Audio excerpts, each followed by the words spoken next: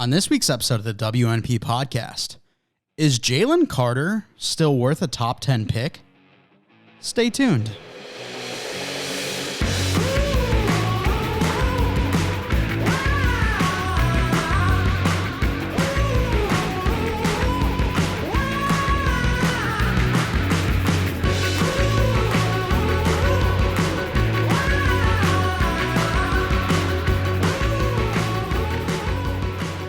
Episode 168 of the We're Not Professionals podcast. I'm your host, Mike Mitchelson, and joining me today, as always, my co-host, Chase Crawshaw. Chase, how are you on this lovely Sunday afternoon? I am doing swell, Mr. Mitchelson. Thank you for asking. How are you doing? I am doing fantastic. It's a beautiful day down here in Indianapolis. I think the only thing that has me doom and gloom is thinking, oh boy, tomorrow starts the work week again. Yeah, that is tough for sure. Tomorrow starts the weird medical testing for Chase. So good. Also not looking forward to it. At least I get to be home during all of it. But are they going to be like feeling up all your armpits and stuff?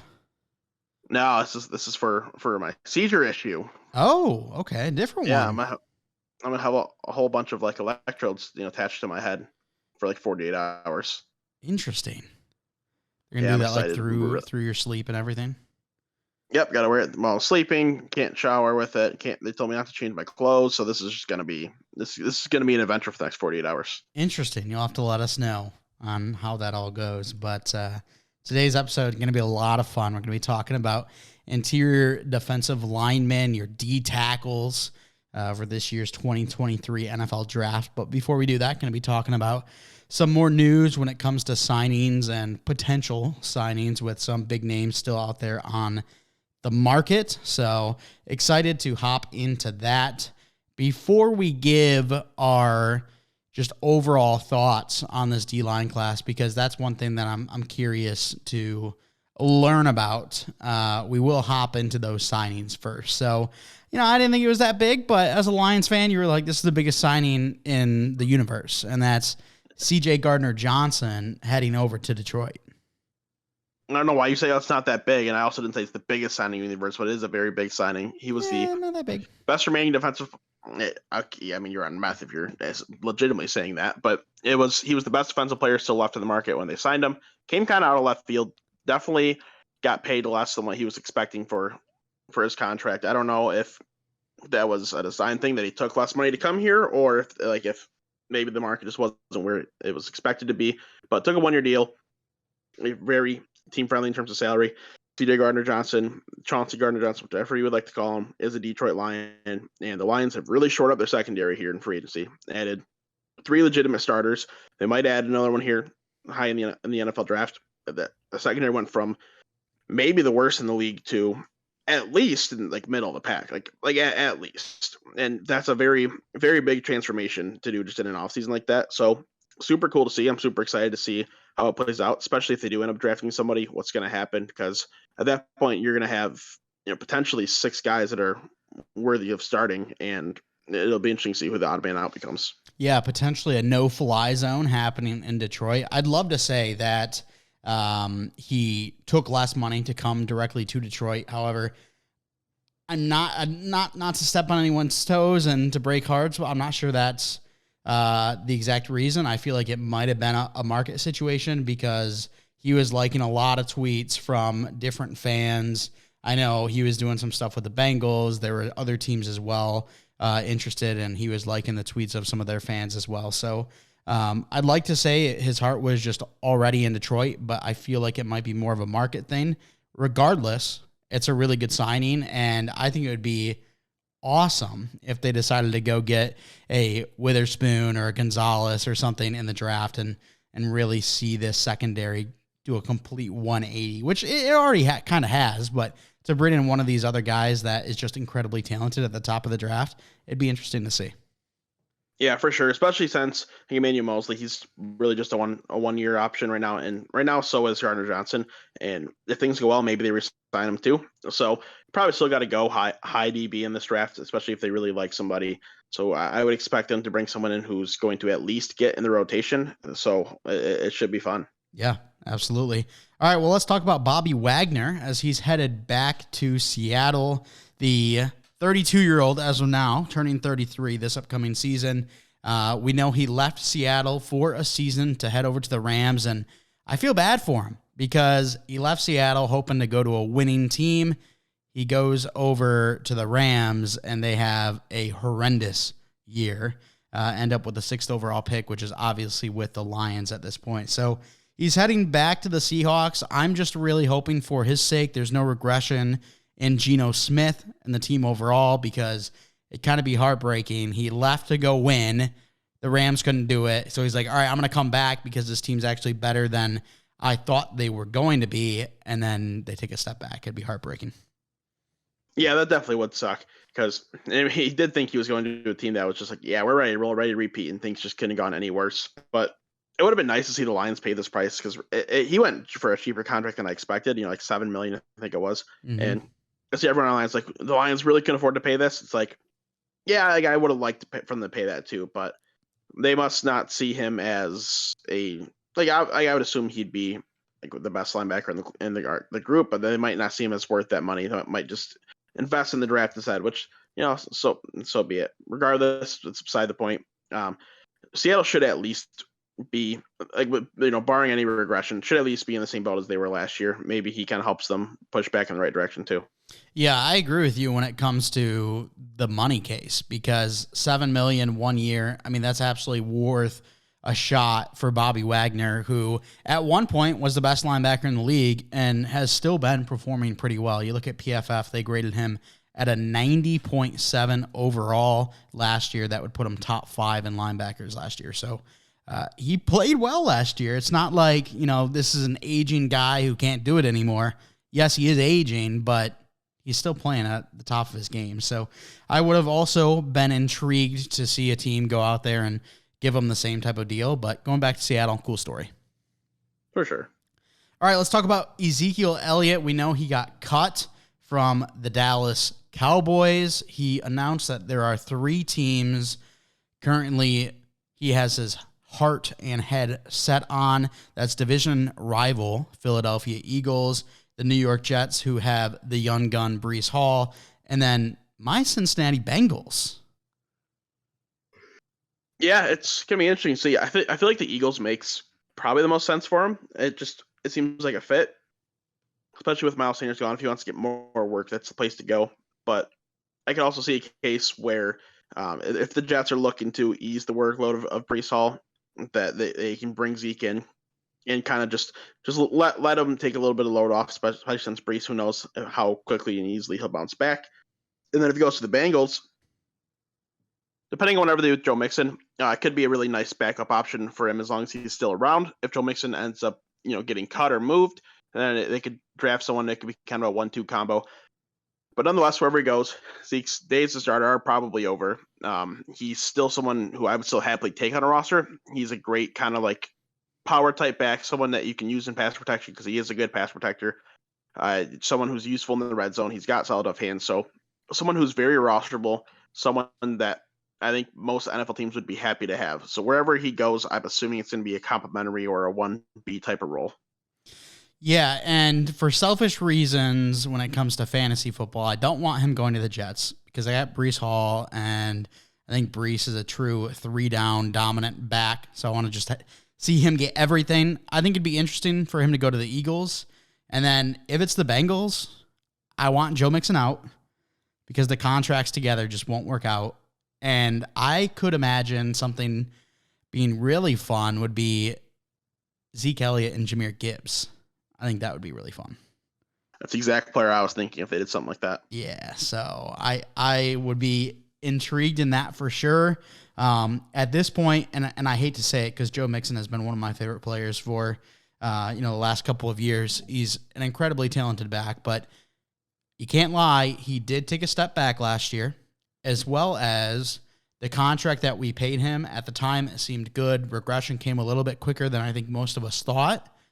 And at this point in time, when you need money for Joe Burrow, for Jamar Chase, for T. Higgins, I hate to see him go because I think Joe Mixon has been a great locker room presence for the Bengals. Obviously, there was some outside stuff prior to the draft, and then as of recent this summer, there's been some weirdness going around him. But when it comes to actually being in the locker room, he's always been a great teammate to the guys. But strictly business-wise, I think it's best to move off of him and go in a different direction. So if Zeke and Jameer came, I would be super excited, but we'll have to see what happens there. Little update here as well. Lions enthusiast Graham, he sends in the group chat that the Lions and the Ravens are looking into trading for Cortland Sutton at this point. Is that like an actual thing? NFL Rumors tweeted that, and then Mike Kimber, who he does Lions Talk, he said rumors are ramping up that the Lions are trying to trade for Cortland Sutton. So we've got two sources saying the Lions are looking into Cortland Sutton and one source saying the Ravens are. So there you go. If they give up like Max, I want him to give up as a third. I really don't want him giving up like a second round pick because like really he's probably be the number 2 at that point because like Amon-Ra still going to be viewed as my number 1 receiver. Basically, no matter who else you get, there's only very few guys I think in the league who could get that would replace that role for him. So he'd come in as the 2, and then Jamo would be kind of the number 3, more of a mid to deep specialist type guy. And like that'd be fine. I'd be happy with that, but I wouldn't want to give up more than a third round pick for that. If you could give up even less, then great. But if they gave up a third for that, I'd feel pretty indifferent. I wouldn't hate it. I wouldn't necessarily love it. You know what I mean? Where do you put Cortland Sutton right now if you're looking at the draft as a whole? Because obviously you would assume draft capital is going the other way. So if you're lining up Cortland Sutton against some of these prospects, and of course you got to take into account age and everything and how Cortland Sutton's already proven it compared to these guys who haven't, but you can also look at potential.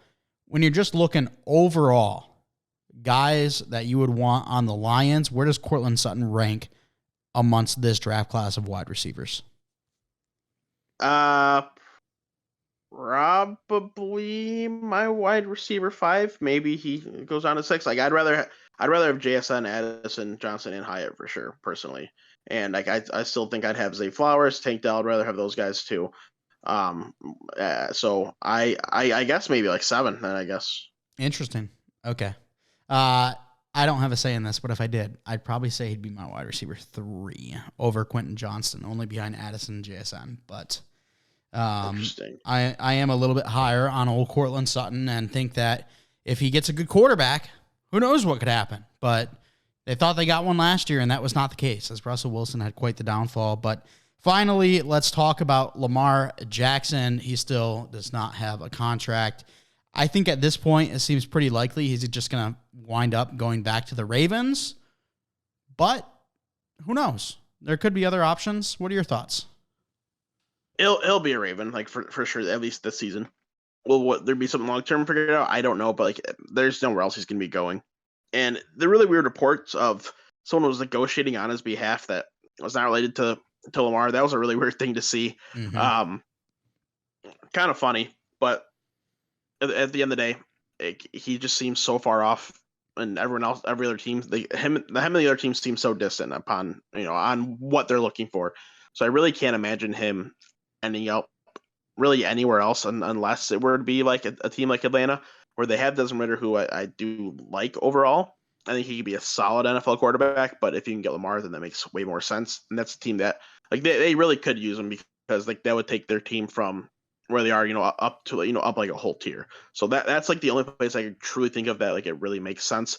But I think he'll just be a Raven. Yeah, unfortunate for the Bengals. I also think he will be a Raven by this time. Well, not this time, but 6 months from now. I think he's still looking in the purple and black. But let's now move on to our NFL draft conversation. Little D tackles, little interior defensive linemen. Excited for this one, but also curious for you. How do you see the class overall for the 2023 defensive tackles? Top heavy. Okay. That's my, if I had to choose like one word, if that counts as one word, it would definitely be top heavy, or like one phrase. I like quite a few guys up top. Then it starts dropping off. Like I've got 6 total guys that are day 2 or earlier personally, and then from there a couple guys that are slightly earlier day 3, and then starts dropping off. So I do like at least 5 of these guys, and it kind of 6 if I go the other one like quite a bit, really. And I think they could be like very, very good D linemen and interior guys for teams. But then there's a couple that I think are just like, just like well-rounded, but don't do anything really elite or anything, and I don't see them getting elite. Okay, now we always do this, so I got to ask, how many defensive tackles do you have going in the first round or with a first round grade? And then how many total first round grades do you currently have through the positions we've covered? So I'll start with the total grades I have. I have 19 first round grades at the moment, and I have 4 defensive tackles in there. Okay. So I am now up to 20 first round grades. Ooh. However, if you remember last week, I was at 18. So I only have 2 defensive tackles in the first round. So excited to get to it.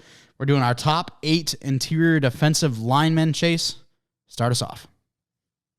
Sure. Number 1, this might be a bit of a hot take, but Jalen Carter, the D tackle out of Georgia.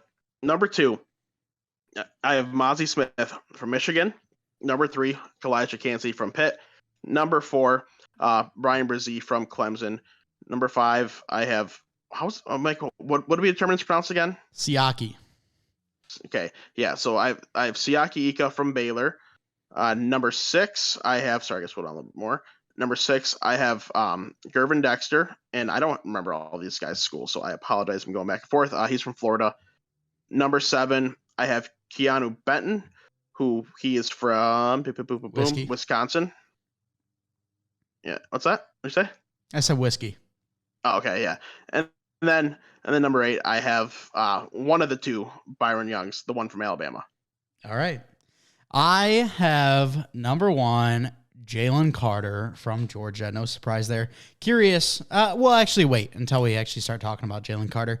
Number 2, Brian Brzee out of Clemson. Number 3, Kalijah Cansey out of Pitt.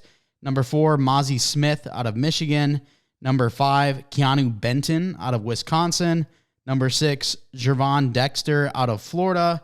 Number 7, Zach Pickens out of South Carolina. And number 8, Siaki Ika out of Baylor. So I think we have 7 of the same names, different order, but we have the same top 4 names too, which is great. Different order again, but number 1, we're right on with that one, and that's Jalen Carter. Why? Well, Jalen Carter is right now my number 1 graded player in this whole draft class. He's the only one that I have graded as first overall worthy. Like I have a breakdown for generational, first overall worthy, top 5, top 16, top 32, round 2, 3, 4, 5, 6, 7, then UDFA. And he grades out as 1 overall worthy for me. And what it comes down to is like, there's not really anything you can fault him for. Maybe he could be a slightly better tackler. Maybe if he were a slightly different size, that might help him out even more.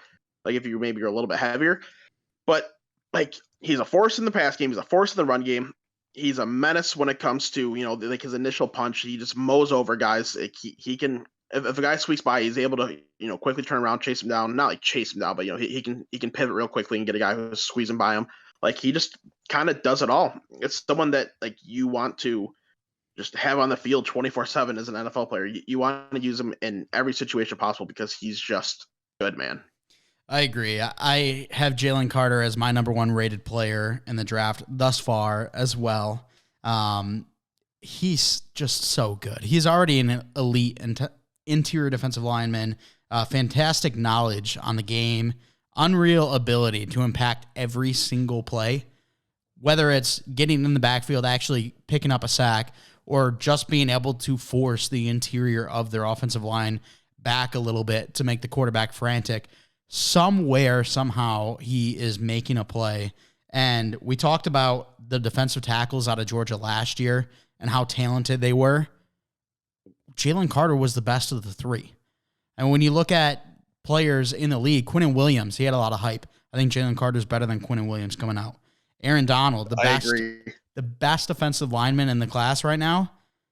As a prospect, Jalen Carter is better than Aaron Donald. Now, I don't think he's going to get to the ceiling of Aaron Donald. I mean, that's just unrealistic because Aaron Donald is an absolute freak of nature at that position right now. But Jalen Carter as a prospect has been the best one we've seen in a long while. And I'm curious, with his off-the-field issues, we've heard that he can have some issues when it comes to like the actual locker room and stuff, and we know what's happening right now with his legal issues. We also saw him come into his pro day 9 pounds heavier only 2 weeks after the combine. He looked out of shape, out of breath when it came to his actual drills. With all of that impending, where is the absolute lowest you would let him drop to? He can't get out of the top 10. Like he just can't. I can't imagine that happening. What really, or his pro day, whatever. Really, what happened is during all that span, like he could only work out so much. He was had to go get indicted by police. He had to go get interviewed, so he had to kind of turn himself in. So it takes away from training. Getting interviewed. It's a very stressful process. So I think that plays a big part in him coming in overweight, not really being necessarily in shape in that little span. I'm not really too concerned about that long term. And then the integrity thing, like who just like you don't know until he gets to the NFL what's going to happen. You just got to hope a guy grows up. But when it comes to all the talent and those factors, it's still worth a team taking a top 10 pick on him just because like he is the best player in this draft and he is immediately one of the top players in the NFL. I gotta agree with you. I can't let him slide out of my top 10 if I'm actually an NFL team taking, a top 10 draft pick. I'm not letting him slide because if you can get the right people around him, this guy's going to be an absolute monster in the league. You just got to make sure he gets his head right, get his body right, and be ready to go for football. Obviously, there's some tough stuff happening for him. This is probably the toughest couple of months that he's had in his life and, quite some time. Now, obviously, I don't know his background like he does, and he might disagree with that, but I can only imagine what he's been going through these last couple of months. So I'm really hoping that he gets the help that he needs and continue to focus on football and being his best self as a human and as a football player. So I think if I'm confident in my staff to be able to get that out of him, there's no shot I'm letting him drop past the top 10 because this guy is incredibly talented and I can't wait to see what he can do on the field. However, there is some real concern that with all this going down, some people do just have breaks and they can't overcome it. And I'm really hoping that's not the case for Carter. I agree, man. It would be a shame to see talent like that go to waste. It's a shame when talent just in general goes to waste at any point in life. So to see someone at this level not be able to properly use it, like that'd be disappointing. All right, let's now talk about your number 2 player, the Michigan man himself, Mazi Smith. Yeah, man. Mazi, that guy, that dude, he's got a really nice combo in terms of his size, his athleticism. It's pretty good for the position. He's incredibly strong. He breaks, the block shedding, he gets out of incredibly well. He's very useful in the pass game and the run game. He's a very sound tackler. Like it's everything's there for me. I don't really have like any concerns other than the fact that maybe he's not elite enough in one of his attributes. Like he's very high end in all of them in my eyes, but I would like to see him, become elite, specialize in one thing or the other, because at the end of the day, that's what really helps you set yourself apart from the rest. And it's a bit lacking right now. I think that could happen at the NFL because I think everything's already there. Like technically, I think he's sound. I think all those attributes are there. He's just got to find a way to make himself either a dominant run stopper at minimum or a dominant pass rusher at minimum. Or if you can become elite in everything, that's even better. But it's just going to take, a little bit of time for him to figure out what he does best and make it even better. Yeah, Mazi Smith, I've got him as a top 12 pick in the second round, so I still have him pretty high. However, I don't have him as a first-round grade. I have to disagree with you a little bit because I think he's pretty raw as a player. Obviously, he's got a fantastic frame, a big dude. He's got incredible strength and incredible burst for his size. Really excited to see what he's going to be able to do with that.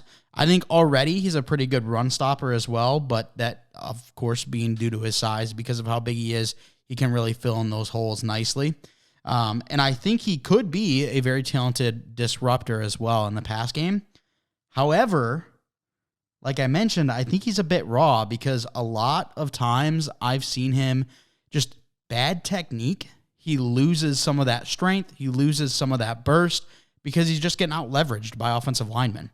And I think if he can refine his technique a little bit more, this guy has, I would say, more strength than 80% of the other kids that we're seeing come in this class, maybe even more, maybe 90%. And he's got bursts as well. He should be able to bully guys on the offensive line. However, he didn't do that in the college level. His college production wasn't great because the technique wasn't necessarily there. He got out leveraged. His power got completely diminished in game film. So I think that there's just a lot of work for him to do when it comes to the actual technique portion of game. But if he gets to that point, he's got so many natural gifts, so many natural abilities that I think he could be fantastic. I think he could be one of the top guys in this defensive line group. So I'm just going to say it now. It's pretty much the case with almost all these defensive linemen in this class.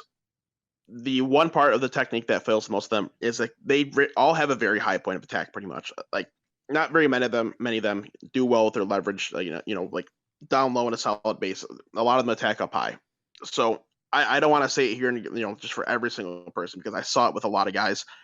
That's something that I'm not too concerned about because that's one of the basics an NFL coach is going to teach out of them. So I think all the guys that have that issue, I don't think they'll have it in the next year. I hope so, because that'd be awesome.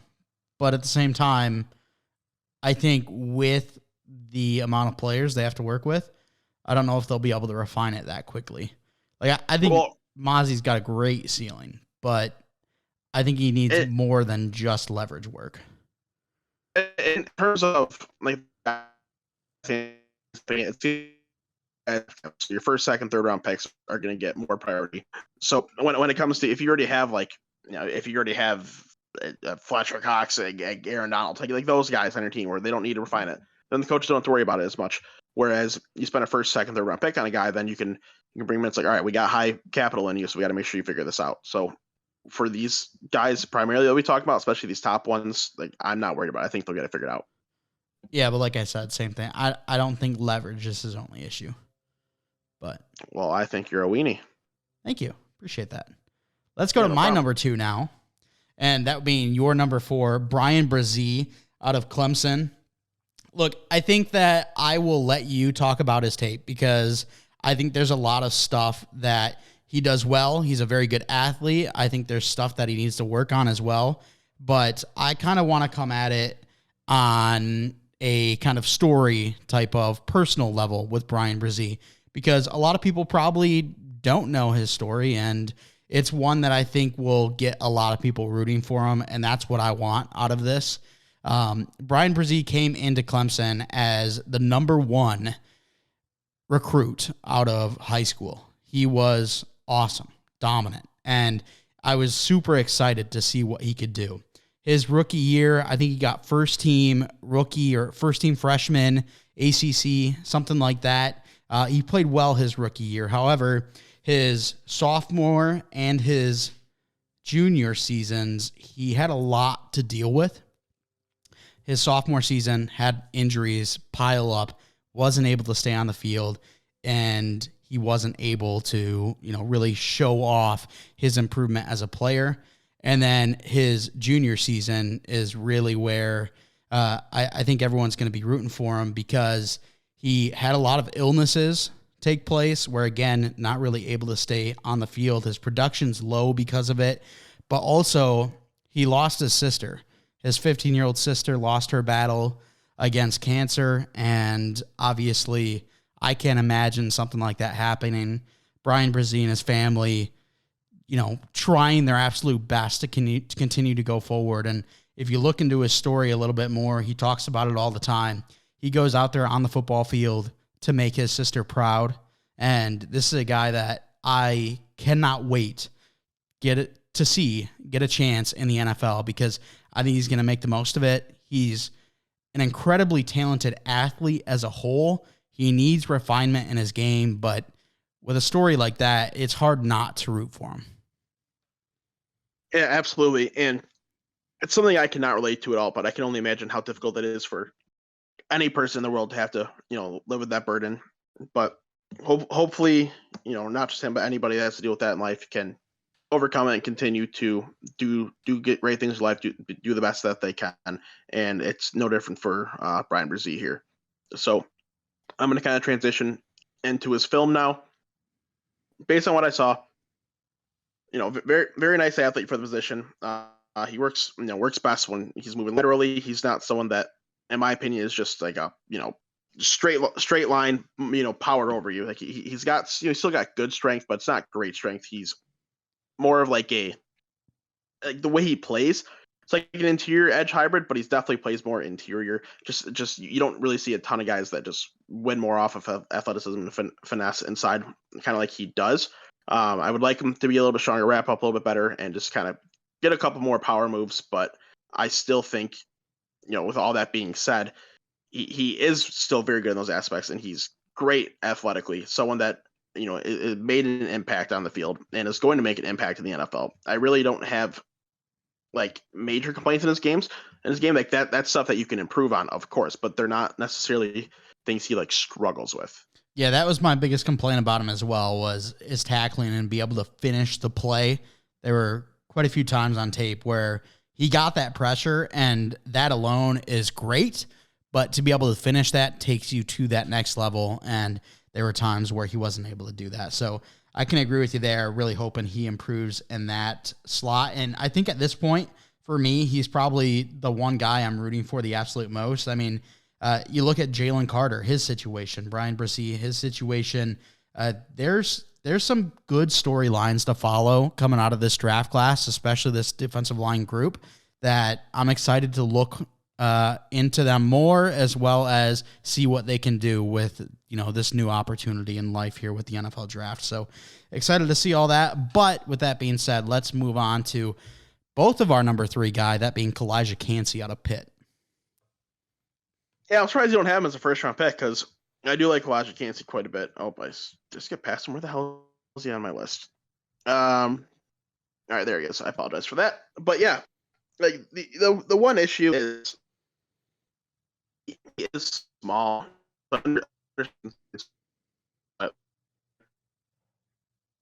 Donald, but it's just a proof of concept that means it can be done if you're good enough. And he is a very great athlete for the position. He's awesome when it comes to pass rush, and he's still very strong at the point of attack in the run game too, in my opinion. The really only hindrance in the game is height. Everything else, it all looks very strong to me. I think he wraps up well. I think he reads the field well. I think the college production is there, and like he is strong enough. I don't have a complaint other than the fact that he's small. Really, that's all it is. So he just got to prove that he can succeed in the NFL at that size, because we don't see a ton do it. But I think he's got the talent where he can. Yeah, and Calijah Kancey has one of those grades for me where, like, he's basically fringe first, second round. He'd be a top 5 player in the second round, according to my grades. So he's right there. It's not like, he's so far off from a first round grade for me.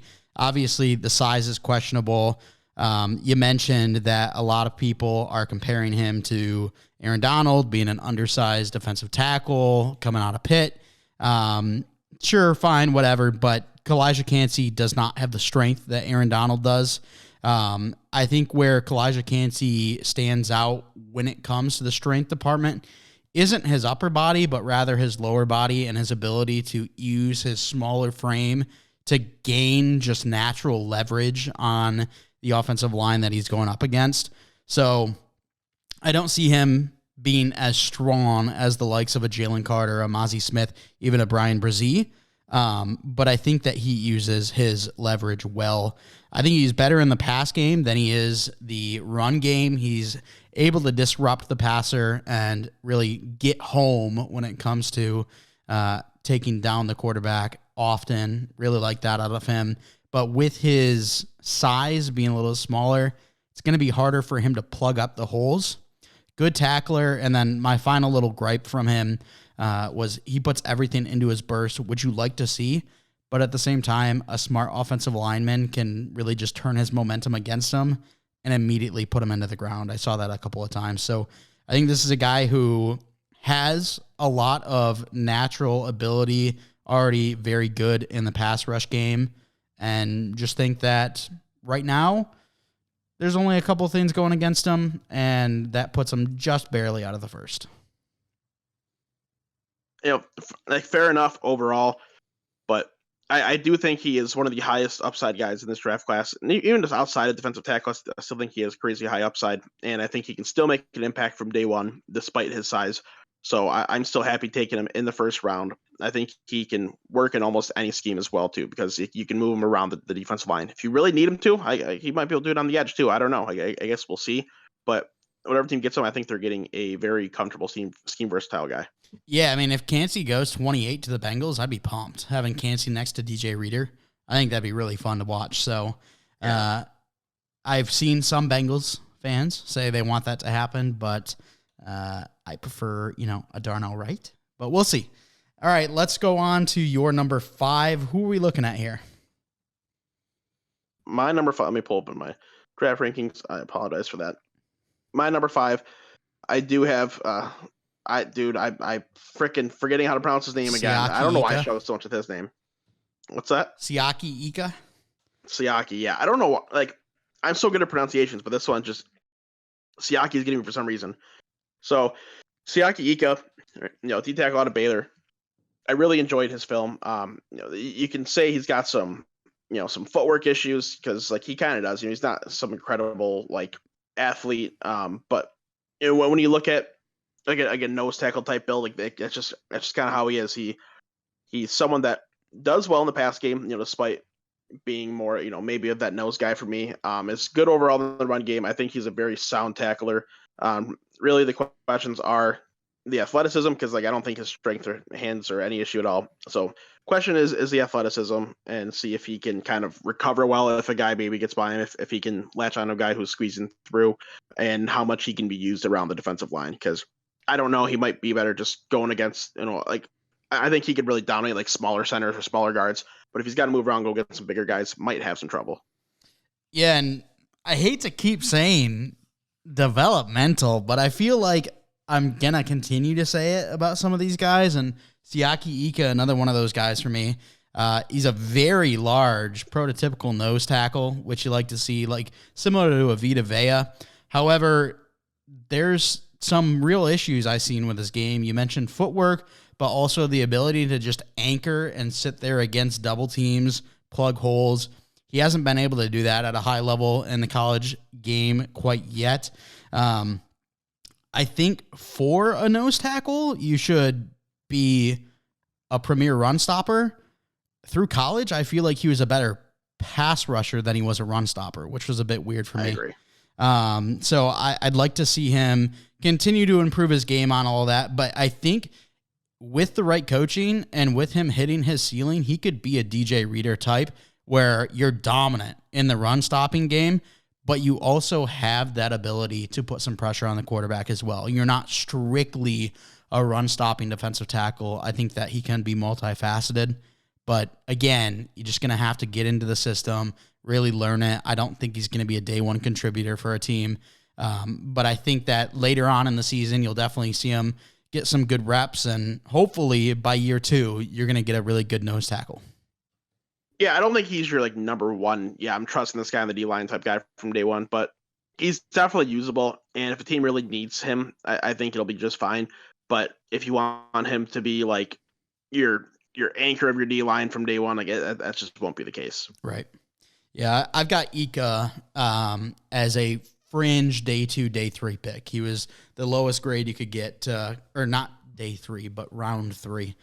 He was the lowest grade you could get to continue to be a round 2 player. Yeah, that's about where I have him as well, like mid to late second round. Mm-hmm. All right, my number 5 is Keanu Benton out of Wisconsin. This is a guy that I was kind of surprised when watching his film. Obviously, we have linebackers and edge rushers next week, So I wasn't expecting too many, pass rush moves and being able to use your hands effectively to get to the quarterback. I wasn't expecting much of that this time around. However, I saw a lot of it with Keanu Benton. The dude had excellent hands. He looked like an edge out there with his punches, clubs, swim moves. This guy was doing it all from the inside of the defensive line. I think he does a great job of disrupting the whole offensive line. Obviously, you like to disrupt the backfield, but if you can get the whole offensive line frantic, that does wonders by itself. I don't think he has the athleticism necessarily to be a truly elite 3 technique, but I also don't think he's necessarily got the size and anchor to be a good nose tackle. So he's kind of a tweener for me. But I think regardless, with the refinement he sees in his game a little bit, I think that him, Gervon Dexter, and Zach Pickens, who are going to be the 3 guys I talk about from here on out, I think these are guys that don't necessarily have the same athletic upside of the Mozzie Smiths, of the Siaki Ikas, but I feel like their games are more refined. And so that's why I've got Keanu Benton there at number 5. Yeah, I can get with that. The athleticism is what's going to hold him back for me. I'm a big fan of athleticism, especially with sports nowadays. We're learning it does matter more and more. So when you're not some athletic stud, it kind of raises a few questions for me. But he does have awesome hands. He has got that strength that you want. I have my hands for defensive linemen. I have them mixed together, strength/hands. That's my one category for me because they really go hand in hand. And I've got him about as high as grade as you can get. Just because I think that's that's his one really elite aspect. I think he does well in both pass and run game overall. He's always going to be held back a little bit because he's not some like high end athlete. I've got him as a very early day 3 pick. If someone took him in day 2, like in 3rd round, I wouldn't be upset either because I do think he can start and be impactful. I just don't think he's ever going to be like a high end guy. Yeah, I mean, I think he's just going to be a very good defensive tackle that is going to be able to be a 8-year starter or so. A guy who is going to not be your number 1 necessarily, but a guy that can be a good rotational piece or maybe even, see 80% of the snaps as your D tackle 2 or something. But I think overall, with the refinement he has in his game right now, he might be outside of the likes of Jalen Carter, maybe Kalijah Cansey. I think this is a guy who could see early action sooner than some of these other guys. Yeah, sure. I could see it. All right. Your number 6, I believe it's Gervon Dexter. It is Gervon Dexter. So let me get over to Mr. Gervon Dexter here. Just kind of go over some of my notes on him. I do have him as my last day 2 guy. The rest are all day 3. My 7, 8 are very close to day 2, but nonetheless, they are day 3. I think he's got a nice measurables for the position. Like he's got a nice enough wingspan. He's tall. He's got some solid weight. He is athletic. He has good enough athletic combo to go with that. The one problem for me is I just don't think he is really that helpful in the pass rush right now. I think he needs to find more consistency, beating his opposition in that aspect of the game. I think that when he goes one-on-one in a pass rush, or even if he gets double team, like it's kind of game over. But when it comes to stopping the run, once a guy gets into kind of his lane, kind of into his gap, he's able to grab him, wrap up, and take him down. So if he can find a way to more consistently beat offensive linemen and get into the backfield a little more, I think he's got a really good chance at being very disruptive. I have him as more of a development guy as well, someone that I would take a chance on in the 2nd round because I've seen it happen. I've seen the upside of it happen, and I've talked about it a couple episodes ago. What development is really in the NFL. It's just showing you can do things, but becoming more consistent with it. That's why Josh Allen he showed he could be accurate, but he was just so inconsistent. He learned how to control it actually and became a much better quarterback. And it's a similar type of thing here where like he's just got to become more consistent when it comes to beating those blocks. Yeah. Gervon Dexter, I'm also a big fan of him. I've got a round 2 grade on him. I think this is a guy that already has technique down to a T. Not incredibly gifted as an athlete per se, but I think he's already really good when it comes to using leverage, using his anchor against the run. I think the height on this guy really helps him a lot too, being 6'6". he's able to kind of just sit there and anchor. And as he sees where the running back's going, where the play is going, he can do a great job of really using his length to get off of the center, get off of the guard, whoever he's matched up against, and reach out and tackle that running back. So I think he's pretty good in the run game. I think he has shown some prowess when it comes to being a disruptor in the backfield. However, I think a lack of speed kind of diminishes what his numbers would be if he had the speed of like a Kalijah Cansey, because he got back there, just wasn't able to finish it because he could never actually get his hands on the quarterback. But I think overall, this is another guy who's going to come in, and I wouldn't be shocked if teams were interested in starting him day one. Yeah, I'm in the same boat. All right. Well, before we get to your number 8, let's get to my number 7, that being Zach Pickens out of South Carolina.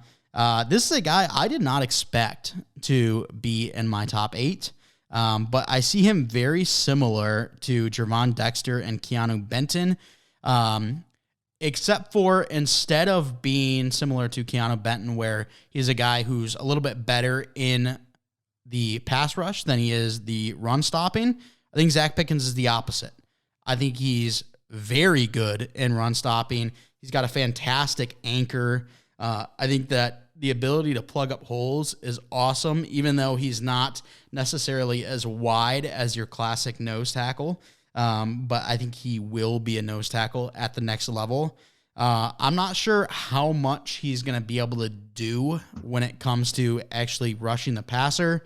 But the infamous words, I think it was Jordan Davis last year, he said, 2 on me, 1 man free. I think that's a similar situation with Zach Pickens. I think that he's going to be able to eat up double teams on that offensive line and make the play easier for his teammates. But overall, I think he is the most refined run stopper of this draft class. Really my big concern for him is, like, I have him at number 11 right now. He just didn't look like super strong to me. The handwork was average. The strength wasn't really there. Shown in the weight room, he didn't do very well in the bench press. And it can be a concern because the bench press does correlate very well for defensive linemen. And the fact that, it wasn't really there, kind of it really raises some flags. Is he going to be able to, just dominate offensive linemen in the NFL? Guys that are, they're at the end of the day, they're the top of the top in college. Now they're moving on to the NFL, and if they're starting for their NFL team, that means they're still a high-end player too. Are they going to be able to outstrength him, or is he going to be able to outstrength him? I really don't know. I think he is perfectly good when it comes to the run game, to like in even getting some work done in the pass game. I think he's got perfectly fine athleticism. I just, if he figures out a way to become a bit stronger, I think it would help him a ton. The argument I have on that is I don't think upper body strength. Obviously, upper body strength is huge, and you'd love to have the extra upper body strength. But you look at Kalijah Cansey. This isn't a dude who's incredibly strong when it comes to his upper body, when it comes to his bench press, but he's got that leverage. He's got that strength in his legs.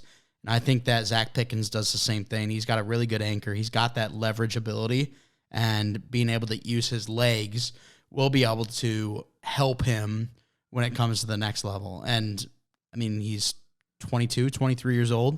I don't think he's going to have a problem getting to the next level when it comes to NFL weight rooms, actually being able to get stronger. Gotta hope so, because I have him as just a day 3 guy. Like, I wouldn't, like, I have no problem taking him, taking a shot on him, but like, that's not someone I'm dying to take. All right, let's talk about your final guy, Byron Young. Yeah, so I looked at the wrong Byron Young at first, just kind of forgot there was 2 of them. So I was like, looking back with draft rankings, I'm like, wait, something's not right here. So I went back, did a little bit of film review, and got it all figured out. We're good. Really, my main problem with Byron Young is that he's under 300 pounds, but you hope those guys are a little bit quicker, a little more athletic, and it's kind of not there for me. I have him as a day 3 pick, but earlier on, because he is, a bit slight, but he does have some very good length. He's got nice hands, in my opinion. I think he is very good at wrapping guys up the second that they get into his range as well, and that helps with that length that he has. But I think he needs to just kind of develop some moves a little more. Like if he can develop some sort of like finesse move too, even though he's not super athletic, that would help him a ton in the pass game. Because really, without moves, I think he's going to have some issues. Really becoming a solid NFLer, because right now he's just kind of winning off ability. Yeah, right now I've got a day 3 grade on Byron Young as well. He's actually my D tackle 13. Wasn't a giant fan of him. Oftentimes when I was watching tape, and obviously you're comparing him to other Alabama players, and Alabama continues to put out fantastic players, Will Anderson being on the same defensive line.